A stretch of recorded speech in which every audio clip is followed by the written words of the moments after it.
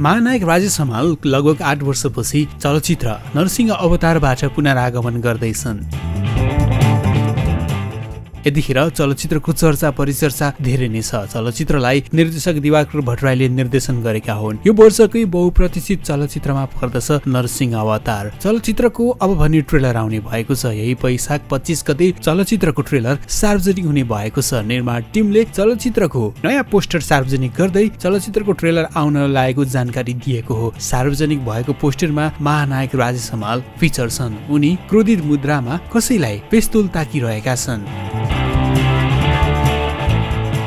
यस चलचित्रमा हमाललाई बिल्कुलै नयाँ लुक्स र भूमिकामा प्रस्तुत गर्न खोजिएको निर्देशक दिवाकर भट्टराईले बताए। उनी प्रहरी अधिकृतको क्यारेक्टरमा देखिँदैछन्। यस चलचित्रमा महानायक राजेश हमालसँगै लोकप्रिय कलाकारहरू निर शाह, सरोज खनाल, राज कटवाल, नीति शाह, प्रशान्त ताम्राकार, उषा खड्गी लगायत कलाकारको पनि अभिनय रहेको छ। यसअघि निर्माण टिमले प्रचार प्रसार स्वरूप चलचित्रमा समावेश अच्छा लेकिन लन्डनको बोलको गीत पनि सार्वजनिक गरिसकेको छ। प्रदर्शन मिति नजिकै जाँदा निर्माण टिमले चलचित्रको प्रचार प्रसारलाई तीव्र रूपमा अघि बढाइरहेको छ। चलचित्र नरसिंह अवतार यही वर्षको जेठ 9 गतेबाट प्रदर्शनमा आउँदैछ।